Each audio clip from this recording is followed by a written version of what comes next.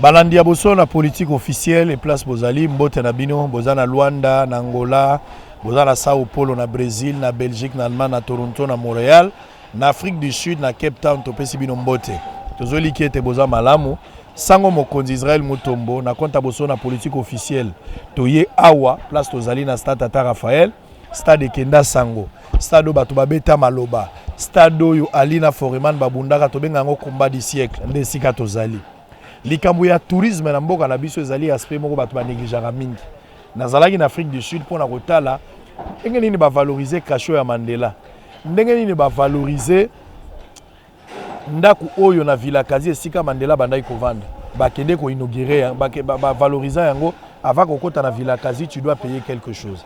Première voiture ya Congo et ya awezaka na Mwanda emboucher la fleuve Congo za na Mwanda ndako Tshisekedi des na limité mais bato ba visiter kango te ezalaka gratuite une fois musée le père Baboma biloko nyonso wana ezalaki étude mumanaza ko sala pona kopesa valeur sur le plan touristique mwana mboka Deoka Songo à travers fondation Kinshasa ya Sika aboti makanisi divo ba idée ezo valoir de l'or aboti zili kanisi ndenge ni bako valoriser stade misala ezali baza ko réhabiliter stade bakomisa na stade na mise à jour stade koma ndenge makambo nyonso eza na monde eza soni na bamboka libanda ba stade abi ezali biso pays ya foot mais stade eza ya kobeba stade doyo eza stade historique mais so otali eta nango nde bozomona na ma image eza ba stade moko boy fallait za malamu mais eza passe.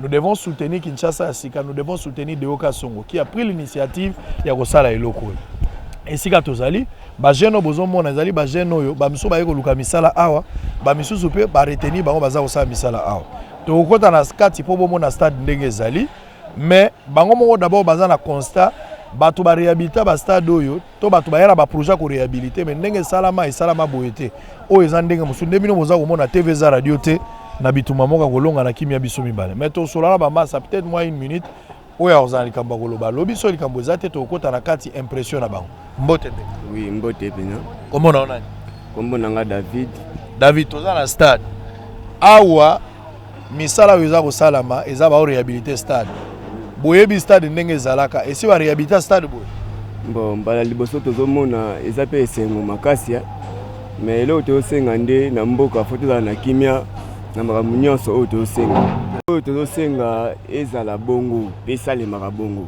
mboka na biso eza ya biso tokobebisaka te po tobandelaka po lobeko masuba a longue histoire mais elo tozoloba mingi oyo eza mboka na biso bana mboka tozoshome makasi toluka misala tokoya na misala balibanie libanais kouta na liban apesa bakolonisation ya makasi mutu akozanga ta koloba ta komela mai ya pamba na mosala eza pasi bakonzi napesaka mingi makasi na bakonzi batelema bazala makasi balemba biso te na Congo bamekaka kolandelaka biso malembe ti bakoza solution na biso esala bango pe moi bien.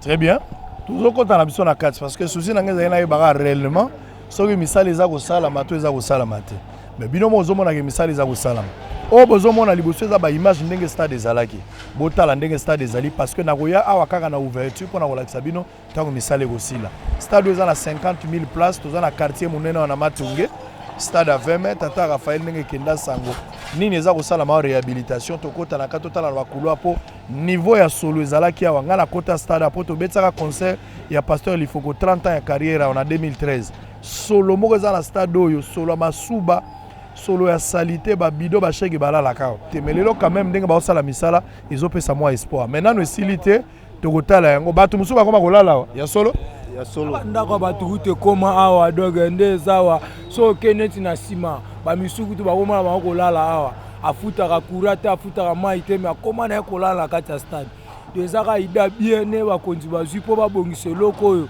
quand même moi bijou pe ezonga pe na ninga image mais to senga pe moi ninga na ninga salaire ba matira biso pe ata moi mbongo pepo transport ezate ko lié ezate mais na montana ba journalier ba bakisa ta mo logo likolo bino ba konzi boza na bolobela toza kokoba tozokota na kati poto que notala qu'est-ce qui se passe là-bas ba masambela na bango koyokana parce que tant bazolobela likanisi ezali ya mwana mboka Deoka Songo Kinshasa ya Sika Je pense que l'équipe américaine est comaki déjà. Beaucoup a fait image, les Américains conférence de presse mounene. Et ça la majeudi na showbuzz, beaucoup na yango pour na repérer sa valeur. Mise mounene la structurer awa batu beaucoup na yango bobando ko visiter combat ya li foreman place ebundaga ba surprise eza ebele na koloba mingi te mais lelo na yekotala na stade TV za radio te tokota na stade pour totala winde réhabilité stade mwana mboka de oka secondaire azwi likanisi omolika monde. Bon, en tout cas, nga na sepeli mingi. Eloko na sepeli nango d'abord po bana mboka bazwa misala. Na sepeli po bana mboka bazwa misala, to sala po nga na ikuluna.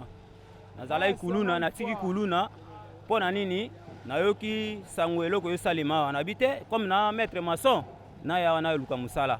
Eta eke na tika no mamba buzo ba wana. Na luka mande musala ndenge ba prometa biso ke misala ko ya yango ekomomona na siko to yende ko luka misala ngo komi siko nde ya kopona bilongi. Et comme il y a un bilongi ke bakwa oyo baboya oyo banani ba opona bilongi bato ba osala awa et comme il pose au moins musala il faut leisa mutu il faut leisa neti babiso to na mbonga ko leisa batu tiki ba famille to yeko strainer a potuluka musala sikoyo musala comme il pose au moins musala wa il faut leisa ka mutu sikoyo comme bongo.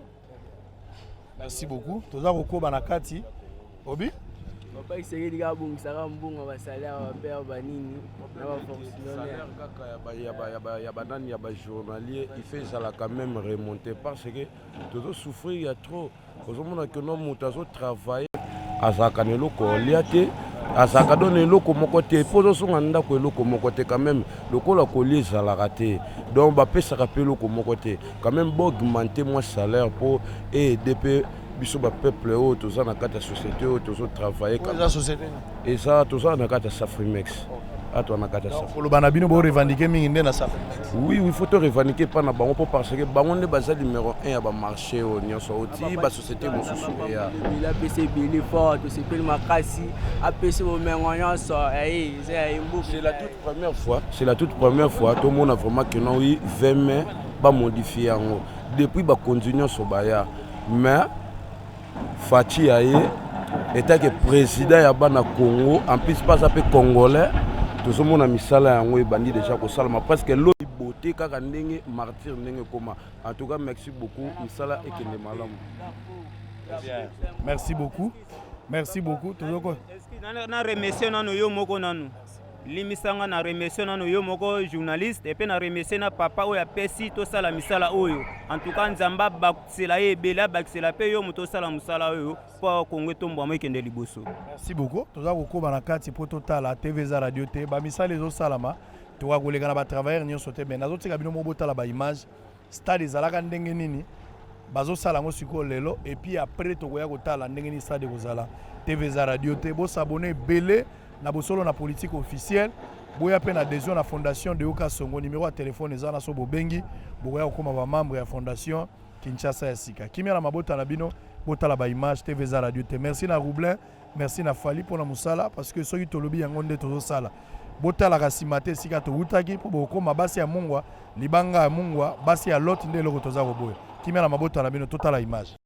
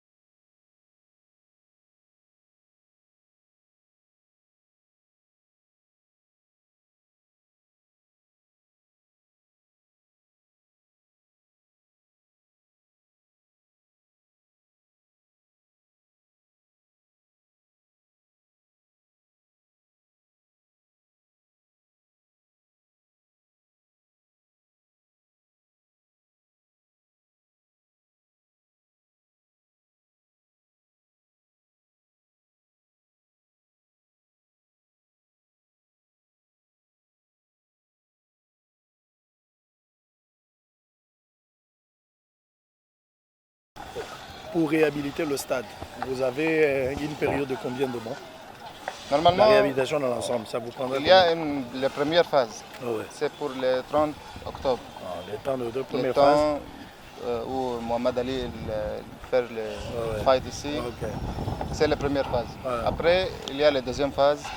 On va cacher une partie de la stade pour après. Ouais. Mais la première phase, il est le plus grand. Ouais. Pour les pelouses, pour les marches ici, pour les tribunes d'honneur, pour les tribunes ici, pour les chaises. Ouais. Tout ça, c'est dans la Première première phase. Donc même pour les carreaux, là-bas, même pour ce sera déjà première phase. C'est ça.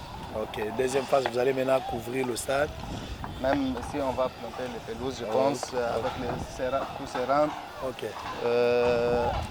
À l'entrée, la façade principale, c'est dans la première phase. Ok. Même le mur de clôture, même les pavés, Ok. même les portails, les portes, les grillages. Ok. Tout ça, ce sont dans la première phase. Ok. Donc vous travaillez à peu près avec 300 personnes chaque jour.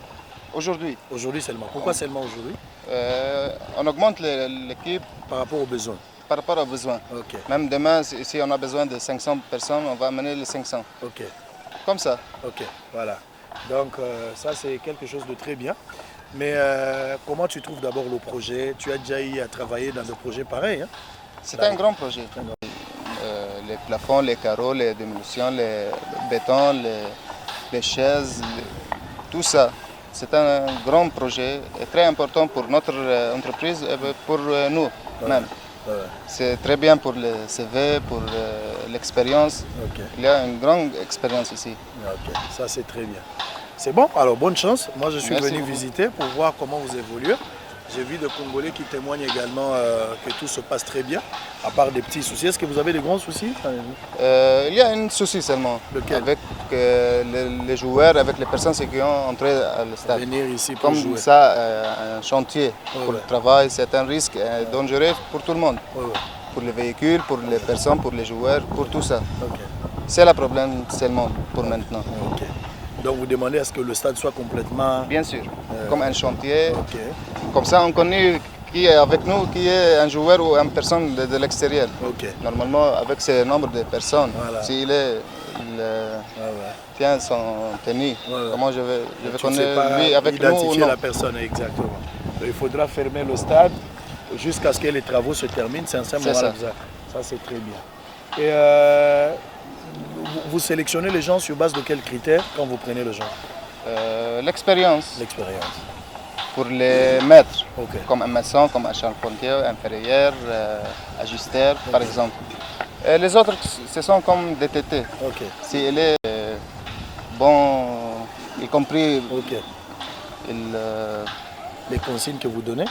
oui, oui. Ouais. Il respecte les lois, il Ok. respecte le travail, les temps, Ok. tout ça. Ouais. Alors, il reste avec nous. Ok. Si on trouve quelqu'un qui ne respecte N'accompagne pas ça, il doit partir. bien sûr, on va Quasiment, chasser parce lui qu'il à vous bloque l'extérieur. pour évoluer. Alors, vous commencez généralement à quelle heure le matin? À 8h, Et pour terminer à quelle heure? 16h, 17h, 18h, selon le travail. Ok. Mais les travailleurs se plaignent, ils ne mangent pas, ils ne prennent pas de l'eau. Il y a un repos. Ah, il y a un repos. Il y a un repos de 30 minutes, 45 minutes à peu près à la midi Ok. pour prendre l'eau, pour manger, pour tout ça. Ok, ça c'est très bien. Je reviendrai ici, peut-être à la fin, pour voir comment tu vas évoluer. Parce que Ok. je voulais me rassurer quand même de ce que tu fais là comme travail. Mais j'ai vu que vous avez suffisamment avancé. Vraiment, coup de Merci chapeau. Les téléspectateurs te suivent maintenant. Tu peux avoir quelque chose à dire à ces gens-là qui pensent que vous n'allez pas réussir dans ce que vous faites. Vous pouvez leur dire quoi? C'est un projet très important. C'est l'historique de Kinshasa. C'est le rappel de Mohamed Ali lorsqu'il fait les fights, je ne sais pas en français c'est quoi les fights. Le box. Les Bormen, il gagne ici.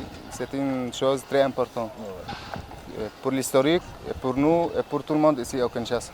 Parce qu'il y aura beaucoup de gens ce jour-là Oui, oui. pour ce combat. Tout le monde ici au Kinshasa, ils sont rappelés ce match Voilà. comme les clés ou Un combat du les siècle. stars de Kinshasa. Exactement. Ça, C'est c'est ça. très bien. Merci beaucoup. Et tu t'appelles comment? Mohamed. Mohamed. Moi, c'est Israël. Je te rappelle mon nom. Merci. Alors, je passerai. Bon après-midi et bonne Merci continuité. beaucoup. Bye bye. Mbote. Kombo nani? Kombo nanga Chuka. Chuka. Ah. Bandi kosala wa yo osala mosala. Awa nasa na kirage. Yo sala kirage. Yo zo zo biloko za okena. Ok. Boya comme ça mikolo nyonso. Mikolo nyonso. Ozo banda ya. To banda 8h30. Aussi les 16h30. On appelle la pause. Pause ezali. Combien de minutes? Il y a pendant 20 minutes.